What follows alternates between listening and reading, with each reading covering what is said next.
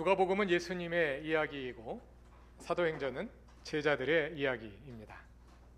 그런데 더 깊이 들여다보면 누가복음과 사도행전은 모두 하나님의 이야기입니다. 여러 가지 면에서 이 사실을 확인할 수 있는데요. 먼저 누가복음 첫 설교들에서 함께 확인하신 것처럼 누가복음은 예수의 탄생에서 시작하지 않고 구약에서 이미 시작되어 진행되어 오고 있었던 하나님의 구원 역사의 한 복판에서 시작됩니다. 하나님께서 이스라엘 백성들과 함께 이미 시작하신 인류 구원의 역사를 이제 예수님과 제자들을 통해 계속해 가시는 것입니다. 누가복음과 사도행전의 모든 이야기를 하나님께서 친히 이끌어 가십니다. 첫 장면부터 그것이 분명한데요. 누가복음의 첫 부분에는 세례 요한과 예수님의 탄생 이야기가 담겨 있습니다. 두 인물의 탄생을 누가 주도하나요? 하나님은 불임 상태로 노인이 된 사가랴와 엘리사벳에게 아기 요한이 태어나게 하시고 처녀 마리아를 통해 아기 예수가 태어나게 하셨습니다. 사람은 할 수 없는 일을 하나님께서 친히 시작하셨습니다.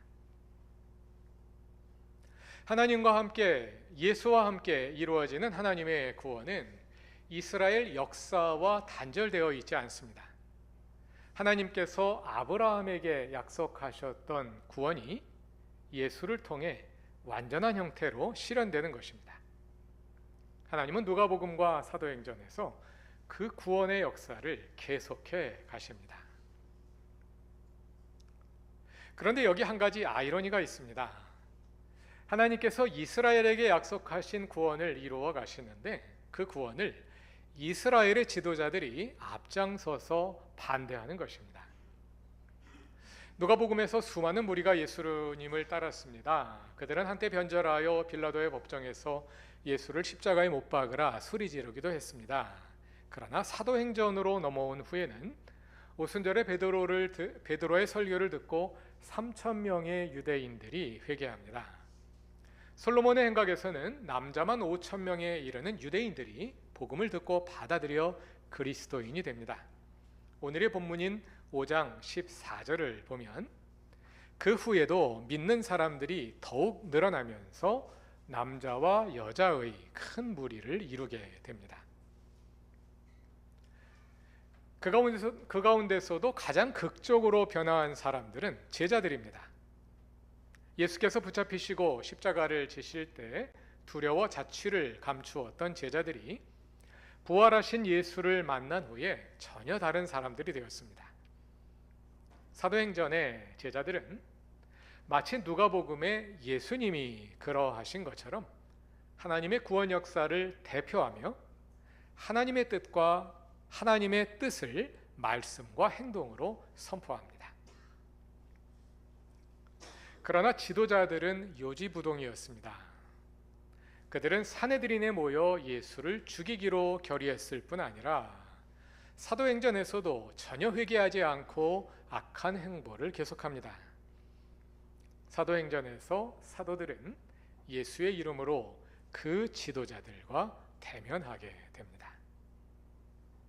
오늘은 사도들과 유대 지도자들의 모습을 대조하여 살펴보며 믿음의 길을 함께 모색해 보고자 합니다.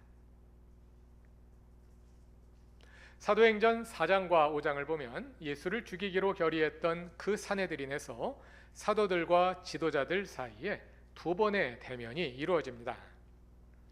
먼저 사도행전 4장에서 사내들인은 솔로몬의 행각에서 복음을 전하고 있던 사도들을 붙잡아다가 더 이상 복음을 전하지 못하도록 위협합니다. 그 사내들인이 무서워서 제자들이 모두 도망했었죠.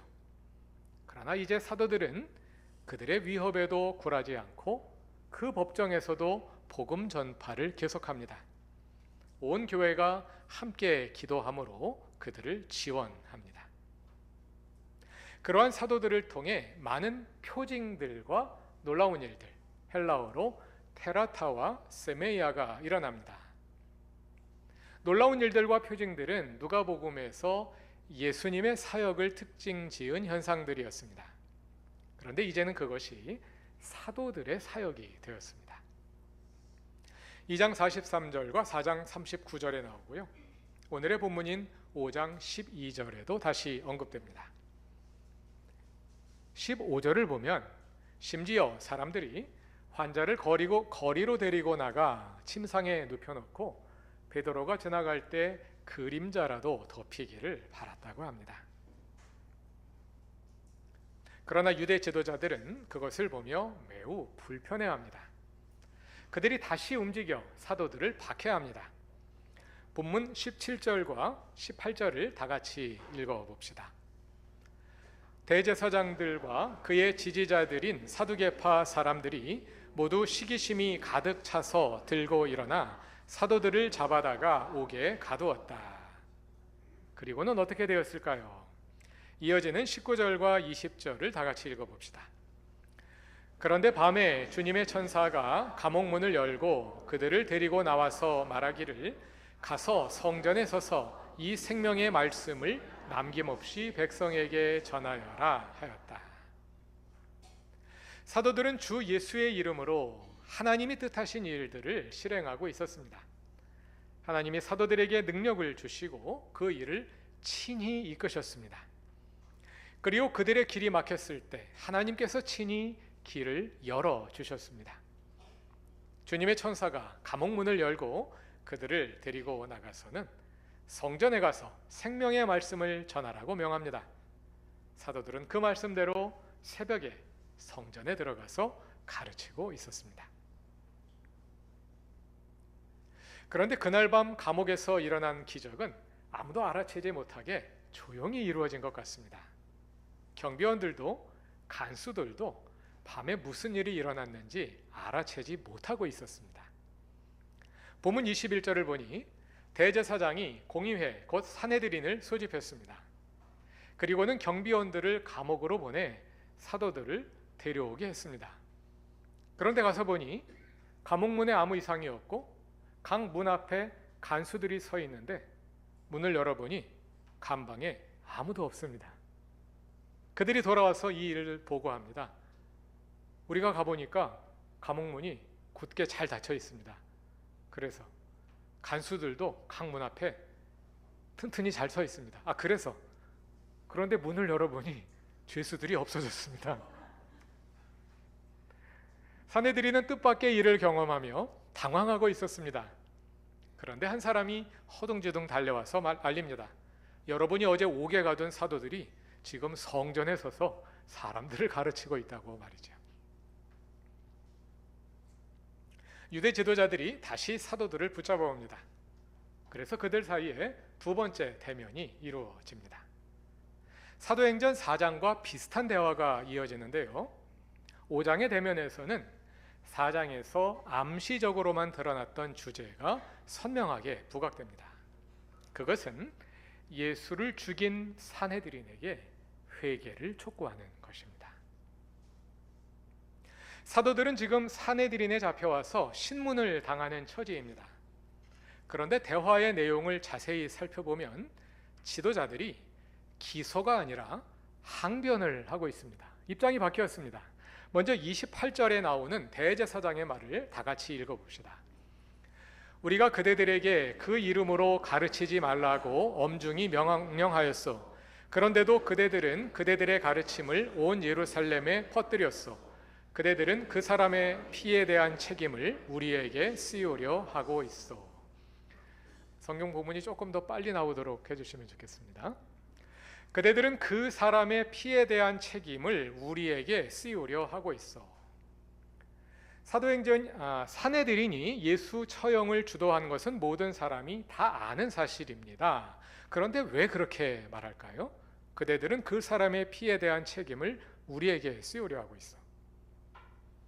그 죽음의 책임이 예수 자신에게 있다고 말하고 싶은 것이겠죠. 죄인을 그 죄에 따라 처벌했을 뿐이라는 항변이었을 것입니다.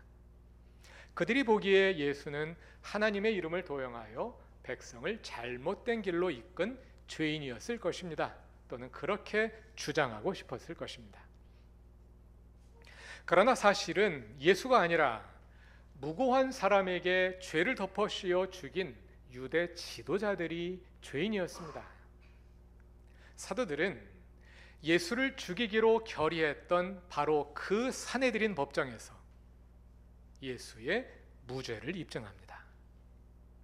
그리고 예수가 아니라 오히려 유대 지도자들이 범죄자임을 분명히 드러내어 보여줍니다.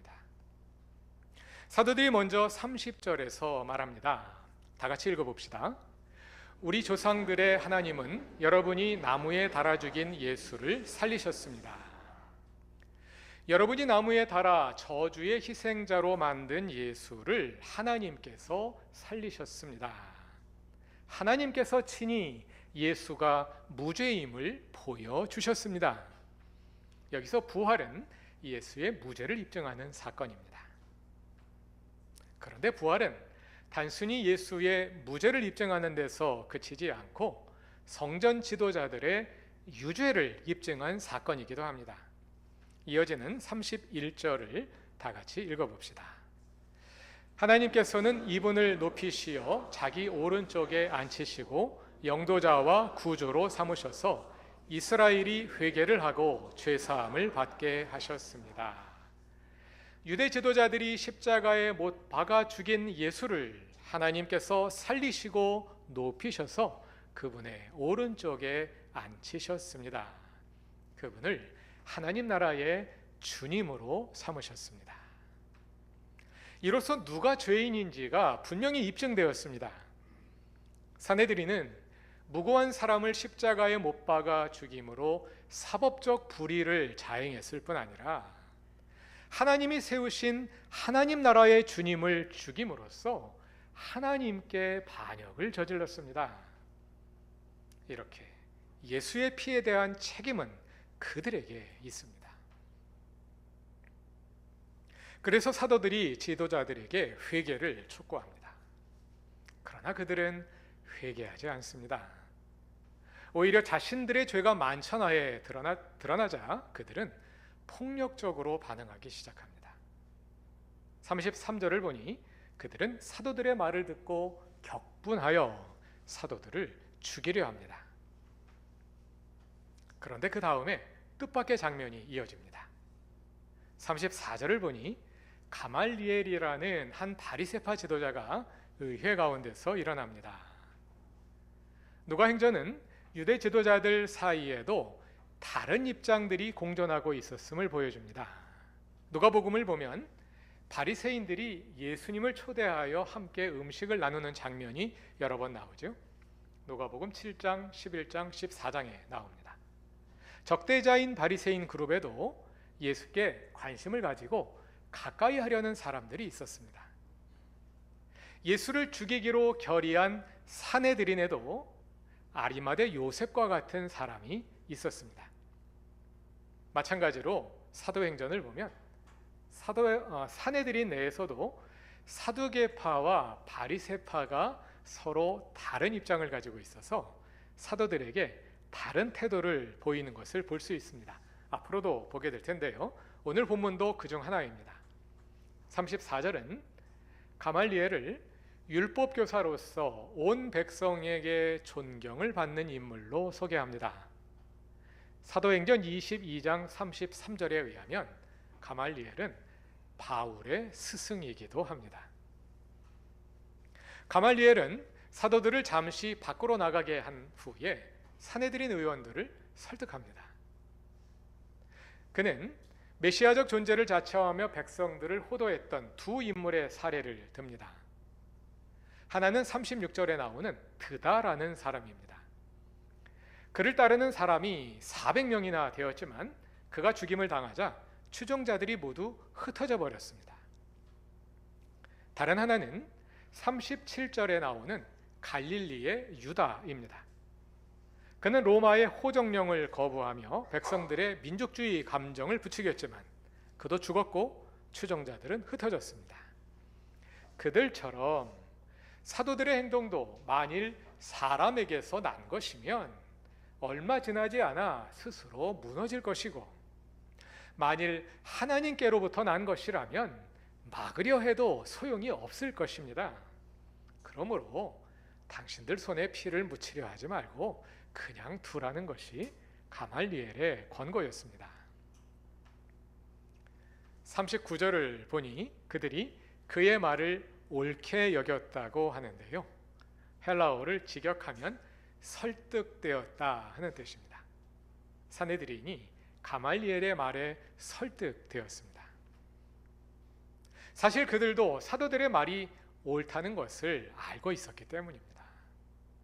그들도 속으로는 찜찜했겠지요. 그러나 그러한 감정이 폭력적인 대응으로 나타나고 있었습니다. 그러나 가말리엘이 일어나 그들의 성난 감정을 잠재웠을 때 그들 역시 자신들의 주장에 정당성이 없음을 스스로 확인하게 된 것입니다. 40절을 보면 그들은 사도들을 다시 안으로 불러다가 태형을 가한 후에 예수의 이름으로 말하지 말라고 명령하고는 놓아줍니다. 그것은 정직하지 못한 행동이었습니다. 잘못이 없는 사람을 왜 때려서 내쫓습니까? 그 자리에 있어야 할 것은 그들의 회개였습니다. 자신들이 틀렸음을 인정하고 돌아서야 했습니다. 그러나 그들은 회개하지 않았습니다. 왜 그랬을까요? 그들 나름의 종교적 확신 때문이었을까요? 자존심이었을까요? 무지에서 진실을 알아볼 능력이 없었을까요? 아니면 스스로 사탄에게 분별력을 넘겨버렸을까요? 그러나 사도들은 그들과 전혀 달랐습니다. 본문 41절을 다 같이 읽어봅시다. 사도들은 예수의 이름 때문에 모욕을 당할 수 있는 자격을 얻게 된 것을 기뻐하면서 공의회에서 물러나왔다. 사도들은 기뻐하면서 산헤드린을 떠났답니다. 무엇이 기뻤을까요? 사도들은 하나님께서 자신들을 예수의 이름 때문에 모욕당할 자격이 있는 사람들로 인정해 주신 것이 너무 기뻤답니다. 여기서 모욕당하다로 번역된 헬라어 동사는 아티마조라는 동사의 수동태인데요, 명예롭게 한다라는 뜻의 동사 티마조에 부정을 뜻하는 접두어 아를 더한 말입니다. 명예롭게 하다의 반대말이니까 수치스럽게 만든다는 뜻이 되겠습니다. 여러분이 잘 아시는 것처럼 그 시대의 중심 문화 코드는 명예와 수치입니다. 명예를 얻은 사람이 가장 성공한 사람이고 수치를 얻은 사람이 가장 불행한 사람입니다. 조금 전에 읽은 41절에 예수 이름 때문에 모욕당할 수 있는 자격을 얻었다 하는 말이 나오는데요, 여기에서 자격이 있다 또는 합당하다 하는 말은 본래 명예와 함께 쓰는 말입니다. 누가복음 7장에서 이방인 백부장이 가버나움의 유대인들을 위해 회당을 지어주므로 그 지역의 공적 시혜자가 되었습니다. 그래서 유대인 장로들이 예수께 와서 그는 명예를 얻을 만한 자격이 있다, 명예를 얻기에 합당하다고 말했지요. 그때 사용된 어휘가 악시오스, 합당하다, 명예를 얻을 자격이 있다 하는 어휘입니다. 그 악시오스라는 헬라어 어휘가 여기에도 어근으로 사용되고 있습니다. 그 시대 최고의 가치는 명예였고 사람들의 관심은 명예를 얻을 만한 자격을 입증하는 데 있었습니다. 그런데 사도들은 그와 정반대로 주 예수로 인해 수치를 당할 자격을 얻었음으로 인해 감사합니다. 사실 제자들도 처음에는 명예를 놓고 다투던 사람들이었습니다. 다 같이 마가복음 10장 35절을 찾아봅시다. 제자 야고보와 요한이 예수를 찾아갔습니다. 선생님, 부탁이 있습니다. 그래? 뭘 원하는지 한번 말해봐라. 그랬더니 야고보와 요한이 37절에서 말합니다. 마가복음 10장 37절을 다 같이 읽어보겠습니다. 그들이 그에게 대답하였다. 선생님께서 영광을 받으실 때에 하나는 선생님의 오른쪽에 하나는 선생님의 왼쪽에 앉게 하여 주십시오. 예수님이 왕이 되시면 자기들에게 높은 관직을 달라고 요구하는 것인데요. 이 요구가 명예와 관련된 용어로 표현되고 있습니다. 최고의 명예가 영광이지요. 예수께서 영광을 얻으실 때에 가장 명예로운 자리인 오른쪽과 왼편 자리를 자기들에게 달라고 요청하는 것입니다. 몇 절 건너 41절을 보면 다른 제자들이 그 사실을 알고 분개합니다. 그 자리가 누구 자리인데 지들이 하면서 분개하고 있습니다. 이렇게 제자들도 명예에 목을 매던 사람들이었습니다. 그러나 그들이 이제는 정반대의 모습이 되었습니다. 예수의 이름을 위해서라면 모욕을 당해도 좋고, 하나님께서 다른 사람이 아니라 우리를 그럴 만한 자격이 있는 사람으로 여겨주심으로 인해 기뻐하는 사람들이 되었습니다. 그들은 참으로 이 세상이 감당할 수 없는 사람들이었습니다. 히브리서 11장 38절을 보면 예수를 위해 고난당하던 사람들을 나열하면서 이 사람들을 세상이 감당하지 못한다고 말합니다. 여기에도 헬라어 악시오스가 사용되었습니다. 이 세상은 그들의 거처가 될 자격이 없다. 이 세상은 그들을 품기에 합당하지 않다 하는 뜻입니다. 예수께서 백부장의 집에 들어가시려 하자 백부장은 자신이 이방인이므로 유대인인 예수를 자기 집에 모실 자격이 없다. 예수님과 같은 위대한 인물이 내 집과 같은 누추한 곳에 오시게 할 수는 없다고 만류하지요.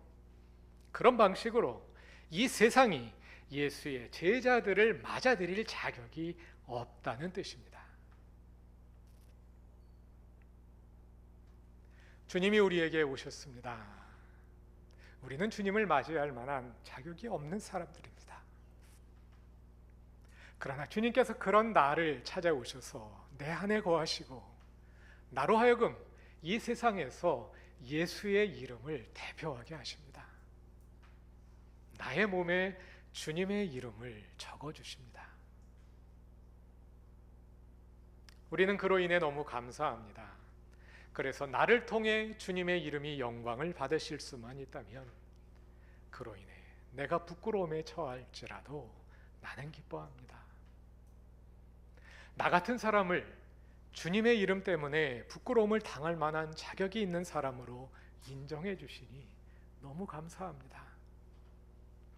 나는 부끄러움에 처할지라도 부끄럽지 않은 그 이름이 내게 있기에 그 이름이 나로 인해 영광을 얻으시기에 나는 기뻐합니다. 사도들이 그러한 믿음의 경지에 오를 수 있었던 것은 그들이 하나님께서 일하심을 분명히 알았기 때문입니다. 그들이 일하지 않았습니다. 오늘의 본문이 잘 보여주듯이 하나님께서 예수의 이름으로 그들 속에 들어와 친히 말씀하시고 또 행동하셨습니다. 사도들에게 능력을 주신 분이 하나님이셨고 그들이 감옥에 갇혔을 때 감옥문을 여신 분도 하나님이셨습니다. 그들이 전한 복음을 듣고 수많은 사람들이 돌아온 것도 하나님께서 친히 하신 일이었습니다. 사도들은 그 모든 일이 자신들로 말미암은 것이 아니라는 것을 분명히 알고 있었습니다. 명예를 쫓던 자신들이 이렇게 예수를 위해 모욕당함을 기뻐할 수 있음도 그들 안에서 선한 일을 이루신 하나님의 역사하심임을 그들이 몸으로 경험하고 있었습니다. 예수 그리스도의 주 되심이 그들의 말 속에 있었을 뿐 아니라 그들의 삶 속에서 실현되고 있었습니다.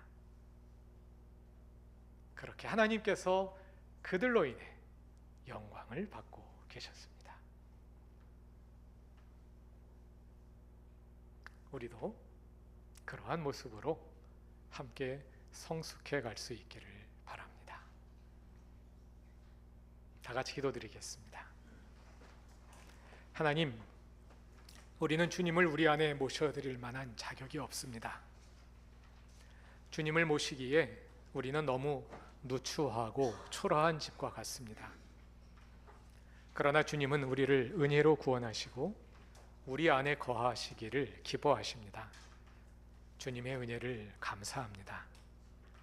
그리고 우리에게 주신 특권들을 생각합니다.